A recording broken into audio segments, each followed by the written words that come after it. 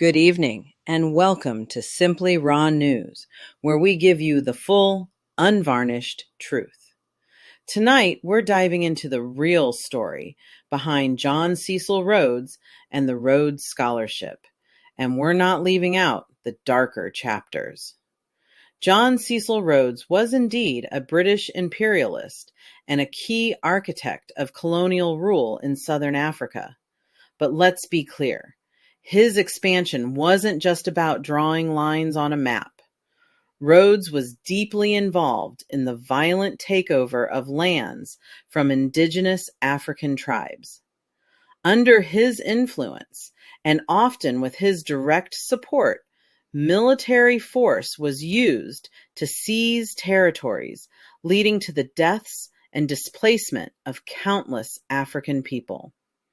He played a pivotal role in the establishment of territories that would later become known as Rhodesia, named after him, which laid the groundwork for institutionalized racial discrimination and exploitation.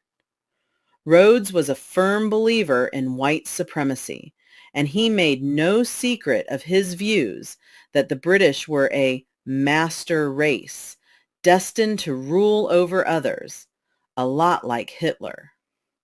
The wealth he accumulated from exploiting African resources, labor, and the slaughter of millions was eventually used to fund the Rhodes Scholarship, which is often highlighted as a great contribution to education, while downplaying the brutal means by which that fortune was built.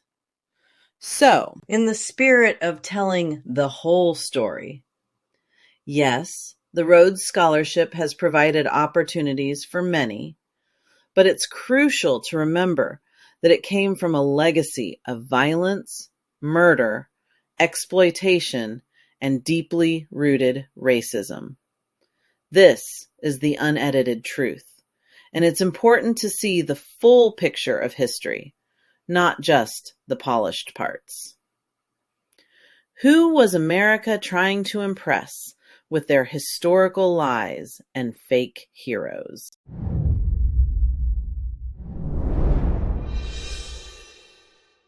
Good evening, and welcome back to Simply Raw News, where we're all about telling the whole truth, even if it's not the version you learned in school. Tonight, we're talking about Christopher Columbus and the harsh reality behind the myths. Let's set the record straight. Christopher Columbus did not discover America. When he landed in 1492, there were already thriving indigenous civilizations that had lived on these lands for thousands of years. Columbus wasn't even fully aware of his location, and it's well documented that he received navigational assistance, including from African and other navigators, a piece of history that often gets erased from the mainstream narrative. But let's go deeper.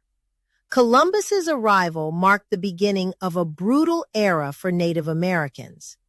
Under his governorship, there are accounts of extreme violence, enslavement, and atrocities committed against indigenous peoples.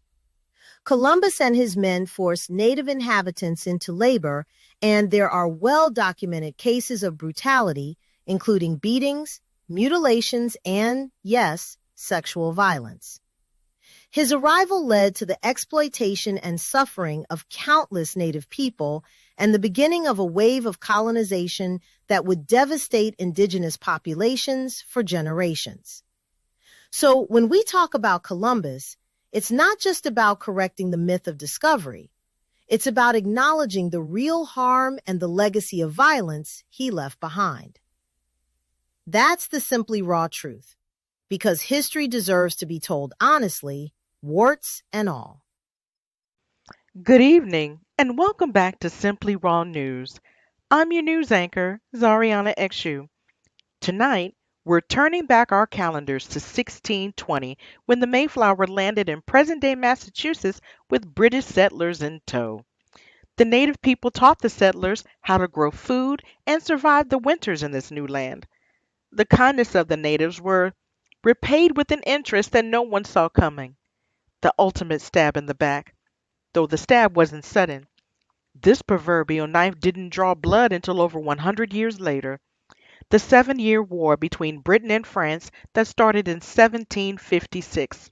Both British and French gave gifts like weapons, textiles, tobacco, and food, giving the native people the illusion that their extended hand was reciprocated. After the British victory, they cut the gift giving and began treating the very people who extended a helping hand very harshly. Dissatisfied with British rule, the natives revolted. The infamous smallpox lace blankets and handkerchiefs were given to the chiefs in present-day Delaware in an attempt by the British to extirpate the indigenous population. And there it is, the raw truth that few will tell and even fewer will want to believe, that those early colonists took advantage of the hospitality they received. The British staged a slow yet hostile takeover when a simple thank you would have sufficed, and biological warfare for the grand finale. While history sometimes gets sugar-coated or flat out omitted, as simply raw news, the past isn't always pretty, but paramount. I'm Zariana XU reporting, reminding you that just because you are someone's friend doesn't mean they're yours.